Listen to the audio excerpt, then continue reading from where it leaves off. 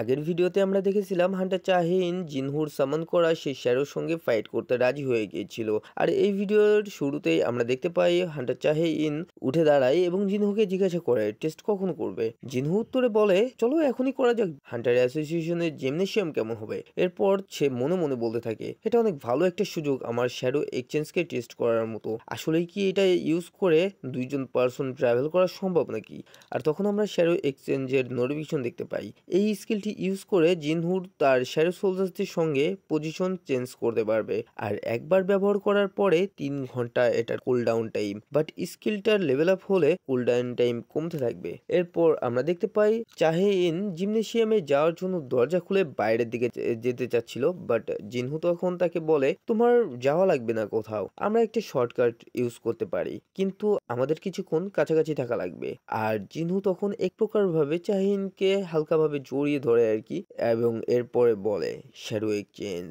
আর এটার ফলে ওদের আশেপাশে অনেক বেশি শ্যাডো চলে আসে এবং ওরা দুইজনে ফ্লোরের মধ্যে ঢুকে যায় এক প্রকার ভাবে। আর তখনই জিনহো এখানে আসে এবং সে কুকিজ নিয়ে আসছিল বেসিক্যালি জিনহু এবং চাহেইনের জন্য, বাট সে এখানে এসে দেখে এখানে জাস্ট একটা শ্যাডো সোলজার্স বসে টিভি দেখতেছিল।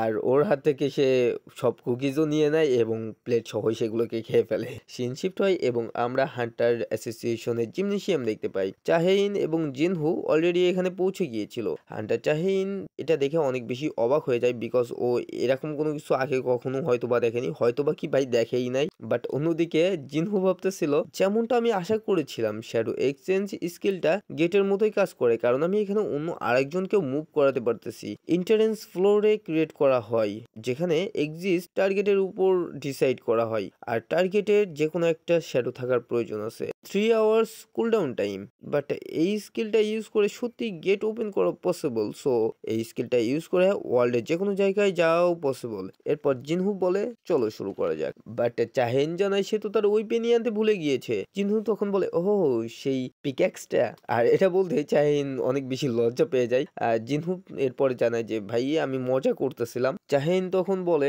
জিমনেশিয়ামের স্টোরেজে যে কোনো ওয়েপেন থাকতে পারে। এরপর সে তার হান্টার আইডি কার্ড ইউজ করে স্টোরেজ রুমে যায়। স্টোরেজ রুমে তেমন ভালো কোনো ওয়েপেন না থাকলেও আপাতত ইউজ করার মতো ওয়েপেন তো এখানে আছেই। চাহিন ওখান থেকে একটি ওয়েপেন নিয়ে জিমনেশিয়ামের ফাইটিং গ্রাউন্ডে চলে আসে। জিনহু তখন মনে মনে ভাবতে থাকে হান্টার চাহিনের সঙ্গে ফাইট করার জন্য কোনো অর্ডিনারি শ্যাডো যদি আনা হয় তাহলে হান্টার চাহিনের সামনে সে টিকতেই পারবে না। আর এজন্য জিনহু সেখানে ইগ্রিসকে সামন করে এবং চাহিনকে জানাই জিনহুর শ্যাডোদের মধ্যেই ইগ্রিস বেস্ট সোয়ার্ডম্যান। চাহিন তখন এই ফাইটটার কন্ডিশন জিজ্ঞাসা করলে জিনহু জানাই যে জিনহুর সামানকে হয়তো ডিস্ট্রয় করা লাগবে, না হলে চাহিনকে এখানে সারেন্ডার করা লাগবে। এরপর জিনহু মনে মনে বলতে থাকে আমি বলেছিলাম হান্টার চাহির সঙ্গে ফাইট করার জন্য আমি আমার স্ট্রংগেস্ট সামনকে আনবো, বাট বেরু তার জন্য একটু বেশি হয়ে যাবে। এরপর আমরা হান্টার চাহিনকে দেখতে পাই যে পুরোপুরি এই ফাইটের জন্য রেডি হয়ে গিয়েছিল, বাট হঠাৎই জিনহুর মনে পড়ে যে চাহিন বলেছিল ফাইটের জন্য ওয়েপেন ম্যাটার করে না। আর তখন সে হান্টার চাহিনকে 1 মিনিটের জন্য অন্যদিকে ঘুরে দাঁড়াতে বলে। এরপর সে তার লং শটটা ইগ্রিসের কাছে দেয় এই ফাইটটা করার জন্য। এরপর অফিসিয়ালি হান্টার চাহিন ভার্সেস ইগ্রিসের ফাইটটা শুরু হয়ে যায়। আর আমি তোমাদেরকে এখানে একটা কথা বলে রাখি, জিনহুর যে ইগ্রিসের কাছে যে লং শটটা দিয়েছে এটা কিন্তু একটা এস র্যাঙ্ক ওয়েপেন, মানে এই ওয়েপেনটার সঙ্গে কিন্তু ইগ্রিস নর্মালের থেকেও একটু বেশি পাওয়ার হয়ে গেছে, মানে একটু বেশি পাওয়ারফুল হয়ে গিয়েছে। ফাইট ব্যাক করলে আমরা দেখতে পাই ইগ্রিস এই লং শট ইউজ করে হান্টার চাহিনের উপরে অনেক ভয়ানক একটি অ্যাটাক করে দেয়, বাট হান্টার চাহিন সেই অ্যাটাকটাকে ডজ করতে সক্ষম হয় এবং ইগ্রিসের উপর কাউন্টার অ্যাটাক করে। সিনশিফট হয় এবং আমরা হান্টার অ্যাসোসিয়েশন চেয়ারম্যানকে দেখতে পাই যে হঠাৎ করেই খেয়াল করে যে জিমনেশিয়ামের লাইট অন আছে, বাট এখন তো জিমনেশিয়ামের লাইট অন থাকার কোনো কথাই নাই। এজন্য সে সিকিউরিটি অফিসারকে কল করে এবং জিমনেশিয়ামের মধ্যে থাকা সিসিটিভি ফুটেজ তার রুমের সঙ্গে কানেক্ট করতে বলে। আর তখন সে দেখতে পায় ওইখানে তো চাহিন এবং জিনহু আছে, আর তখন সে ভাবে চাহিন এবং জিনহু কি রিলেশনে আছে। এরপর সে সিকিউরিটি অফিসারকে রিকোয়েস্ট করে যাতে জিমনেশিয়ামের মধ্যে থাকা সব সিসিটিভি ক্যামেরা অফ করে দেওয়া হয়। মানে সে আর কি ভাবতেছিল এখানে চাহিন এবং জিনহু মেবি কোয়ালিটি টাইম এক্সপ্লেন করতে আসছে। আর এরপর হয় এক ফানি কাহিনী। পুরো অ্যাসোসিয়েশন অফিস কাঁপতে থাকে, এমনকি চেয়ারম্যানের পেছনে থাকা কোরিয়ার ফ্ল্যাগটা পর্যন্ত প্রায় পড়ে যাচ্ছিল। আর এগুলার জন্য চেয়ারম্যান তখন বলে অ্যাজ এক্সপেক্টেড তারা তাদের ইউথ এনজয় করতেছে। মানে ভাই কুছ ভি, মানে কি বলতাম আমি। সিন শিফট হয় এবং আমরা দেখতে পাই ইগ্রিস রুমের এক পাশে পড়ে আছে। মানে হান্টার চাহেইন ইগ্রিসকে ডিফিট করতে সক্ষম হয়েছে। হান্টার চাহেইন তখন জিনহুকে উদ্দেশ্য করে বলে, এই ব্ল্যাক নাইট কি তোমার কাছে থাকা সব থেকে স্ট্রংগেস্ট সামন ছিল? জিনহু তখন অনেকটা সিরিয়াস হয়ে বলে, তুমি হার্ট হতে পারো, বাট চাহিন স্টিল ফাইট করতে চাচ্ছিল। জিনহু তখন বেরুকে সামন করতে করতে বলে, আবারও ভেবে নাও, তুমি কি আসলেই ঠিক থাকবে? এরপর সে মনে মনে বলতে থাকে, একজন শ্যাডো সোলজার সবসময় তার অরিজিনাল বডির থেকে কম পাওয়ারফুল হয়ে থাকে, বাট স্টিল বেরুকে ক্রিয়েট করা হয়েছিল হান্টারদেরকে মারার জন্য। তার জন্মই হয়েছিল একটা ওয়েপেন হিসেবে। বেরু তখন জিনহুর কাছে জিজ্ঞাসা করে, মাই কিং, আমি এই পার্সনটার কি করতে পারি? জিনহু তখন বেরুকে অর্ডার করে হান্টার চাহিনকে হার্ট না করেই যাতে ডিফিট করা হয়। বেরু তখন সামনে যায় এবং নিজের অওরা রিলিজ করে। আর এটা অনেক ভয়ানক ছিল, এতটাই ভয়ানক যে জিমনেশিয়ামের সব কাঁচ ভেঙে নিচে পড়তে থাকে। যা দেখে চাহিন ভাবতে থাকে, জিনহু কি আসলেই এই বিস্টটাকে হারিয়েছিল? এরপর আমরা বেরুকে দেখতে পাই যে তার নেলসগুলো অনেক বড় করে ফেলে, বাট জিনহু তখন বেরুকে এমনটা করতে মানা করে এবং বলে হান্টার চাহিন যদি হার্ট হয় তাহলে বেরুর খবর আছে। যা শুনে ভাই বেরু অনেকটা ভয় পেয়ে যায়। আর হান্টার চাহিন তখন এই সুযোগটা কাজে লাগিয়ে অ্যাটাক করতে চায়, বাট তৎক্ষণাৎ বেরু হান্টার চাহিনের পেছনে চলে আসে। মানে ঠিক জেজু আইসল্যান্ডে যেভাবে করছিল সেম ভাবে। চাহিন তখন ভাবতে থাকে ঠিক আগের বারের মতোই সেম মুভ, বাট এই সেম মুভ সবসময় কাজ করে না। আর এটা বলেই সে বেরুর উপরে অ্যাটাক করে দেয়, বাট বেরু খুব সহজেই তার হাত ব্যবহার করে চাহিনের সোয়ার্ডটাকে ধরে ফেলে। বেরু তখন ভাবতে থাকে, আমার কিং আমাকে একটা কমান্ড দিয়েছে, আমার এনিমিকে আমার ডিফিট করা লাগবে তাকে হার্ম না করেই। আমি তাকে আমাদের স্ট্রেংথের মধ্যকার ডিফারেন্স দেখাবো আর তার ফাইট করার ইচ্ছাটাই এখানে নষ্ট করে দিব। সত্যি এটা অনেক সিম্পল একটা টাস্ক। এরপর আমরা দেখতে পাই হান্টার চাহিন বেরুর উপরে অনেক বেশি অ্যাটাক করতে থাকে, মানে অনেক ফাস্ট ফাস্ট অ্যাটাক করতেছিল, বাট বেরু সব অ্যাটাকগুলোকে খুব সহজেই ডস করতে থাকে। যা দেখে চাহিন শকড, বিকজ এত ক্লোজ কমব্যাটে এইভাবে অ্যাটাক ডস করা কখনো পসিবল না। তার উপরে সে একজন এস র্যাঙ্কের হান্টার, ভাই অত ইজি না। বাট এখানে আরেকটা ইন্টারেস্টিং জিনিস, সেটা হইতেছে কি, বেরু তার জায়গা থেকে নড়তেছে না। মানে ডসটা কি করতেছে, জাস্ট বডি মুভ করে, কিন্তু নিজে নড়তেছে না। মানে যেখানে দাঁড়াইছিল স্টিল সেখানেই দাঁড়ায় আছে। এরপর আমরা দেখতে পাই হঠাৎই বেরু চাহেইনের সামনে চলে আসে এবং একটা পাওয়ারফুল ব্রিথ দেয়।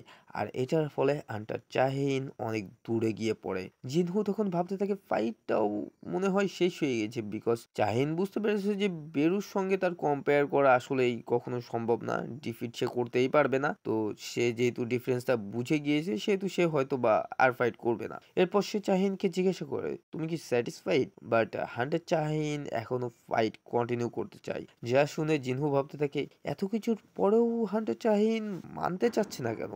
বেরু বাকি শ্যাডো সোলজারদের মতো না, সে অনেক ইন্টেলিজেন্স, এটা ঠিক আছে, বাট স্টিল সে একটা কিলিং মেশিন। যদি চাহেন বেরুর উপর কোনো উইক স্পটে অ্যাটাক করে দেয় তাহলে? এরপর আমাদেরকে বলা হয় এক নজরেই একটা ক্রিয়েচার বুঝতে পারে সে শিকার নাকি সে শিকারী। একটা শিকার তার শিকারীর সামনে কিভাবে দাঁড়িয়ে থাকে এটা কখনোই টলারেট করা সম্ভব না। আর তখনই আমরা দেখতে পাই বেরু হান্টার চাহিনের উপরে অ্যাটাক করে দেয়। আর এটাই কিন্তু ফার্স্ট টাইম ছিল যে বেরু অ্যাটাক করতেছে, এতক্ষণ কিন্তু বেরু অ্যাটাকই করে নাই। আমরা দেখতে পাই এই অ্যাটাক থেকে চাহিন বেশ বাঁচতে পারে এবং সঙ্গে সঙ্গে সে তার সোয়ার্ড ড্যান্স স্কিলটি ইউজ করে বেরুর উপরে অ্যাটাক করে, যেটা কিন্তু অনেক পাওয়ারফুল একটা অ্যাটাক ছিল। আর এটার ফলে বেরু আহতও হয়ে যায়। আর এই সুযোগটাই চাহিন চাচ্ছিল, বিকজ চাহিনের মানা অনেক কমে গিয়েছে। আর এজন্যই সে বাকি মানা ইউজ করে ফাইনাল একটা অ্যাটাক করতে চাইতেছিল বেরুর উপরে। আমরা দেখতে পাই সে তার sword of light attack use করে বেরুর উপরে, যা দেখে জিনহু পর্যন্ত শকড হয়ে যায়, বিকজ এটা হান্টার চাহিনের সব থেকে পাওয়ারফুল অ্যাটাক ছিল। আর চাহিন কিন্তু এস র্যাঙ্কের হান্টার, এটা কিন্তু ভুললে চলবে না। আমরা বেরুকে দেখতে পাই যে অনেক বেশি ড্যামেজ হয়ে গিয়েছে, আর তখন তার মাথায় একটি ওল্ড কমেন্ট চলে আসে। সেই কমান্ড যেটা তার জন্মের সময় কুইন তাকে দিয়েছিল। আর তখনই বেরুর আইস রেড কালার হয়ে যায়। আর তখন হান্টার চাহিনকে সে এনিমি মনে করে এবং এলিমিনেট করতে চায়। আর সঙ্গে সঙ্গেই সে হান্টার চাহিনের উপরে অ্যাটাক করতে চায়। আর হঠাৎই সেখানে একটা ব্লাস্ট হয়ে যায়। আর আমরা দেখতে পাই জিনহু সেখানে বেরুকে থামিয়ে দিয়েছে। এরপর চাহিনকে সে একটু পাশে নিয়ে জিজ্ঞাসা করে সে ঠিক আছে কিনা।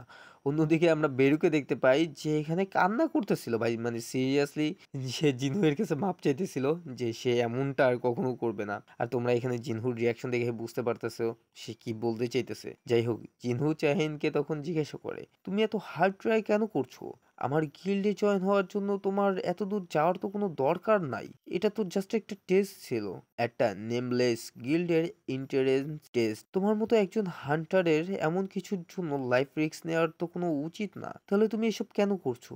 তুমি কি আমাকে কিছু বলবে না এখনো পর্যন্ত? তোমার কি আমার উপরে ইন্টারেস্ট আছে নাকি? চাহিন ফার্স্টে তো কথাটা বুঝতে পারে না, বাট পরক্ষণে সে বুঝতে পারে এবং অনেক বেশি অবাক হয়ে যায়। অন্যদিকে জিনহো ভাবতে থাকে এটাও না, সে কি মানে কি ভাবতেছে আমি তো বুঝতে পারতেছি না। বাট তখনই চাহিন বলে হ্যাঁ আমার মনে হয়, মানে চাহিন এখানে ডিরেক্টলি অ্যাকসেপ্ট করে নিছে যে সে জিনহুরে পছন্দ করে, এটাই আর কি। তো এখানেই শেষ হয়ে যাচ্ছে আজকের ভিডিওটি। আশা করি আপনাদের কাছে ভিডিওটি ভালো লেগেছে। যদি ভালো লেগে থাকে তাহলে একটা লাইক করে দিবেন এবং চ্যানেলটি সাবস্ক্রাইব করতে ভুলবেন না। আর আপনাদের বেশি দিন অপেক্ষা করা লাগবে না। ইয়েস, দেখা হবে পরবর্তী ভিডিওতে। ধন্যবাদ।